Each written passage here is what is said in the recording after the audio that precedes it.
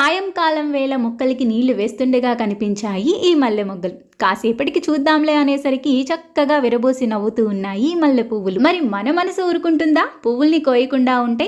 అందుకని చకాచకామని పువ్వుల్ని కోసేసి అరచేతిలోకి తీసుకొని చూస్తే చాలా ముద్దుగా ఉన్నాయి, అంతే సువాసనగా ఉన్నాయి ఈ మల్లె పువ్వులు. మల్లె పువ్వులు కోసిన ఆ పక్కనే మొరం కూడా ఉంది కుండీ నిండా. మరి కొంచెం మొరాన్ని కూడా తెంపుకొని ఈ మల్లె పువ్వుల్ని ఈ మొరాన్ని కలిపి ఒక చక్కని మల్లెమాలలా తయారు చేసేసింది మా అమ్మ. మీకు తెలుసా, పువ్వులు ఏవైనా కూడా కోరుకునే కోరిక ఒక్కటి. అందమైన ఆడపిల్ల జడకొప్పులో అలంకరణగా మారడం కన్నా దేవుని పాదాల చెంత తన జీవితాన్ని ముగించడమే కోరుకుంటుందండి. మరి అంత ముద్దు ముద్దు మల్లె పువ్వుల కోరికని తప్పకుండా తీర్చాలి కదా. అందుకని ఇంత అందమైన మల్లెమాలని మా ఇంట్లో ఉండే శ్రీ నీలాంపాటి లక్ష్మీ అమ్మవారి పట్టానికి అలంకరణగా వేసేసాను. ఇక ఈ వీడియో నచ్చిందా? నచ్చితే తప్పకుండా లైక్ చేయండి, షేర్ చేయండి, కామెంట్ చేయండి, మన ఛానల్ని సబ్స్క్రైబ్ చేసుకోండి.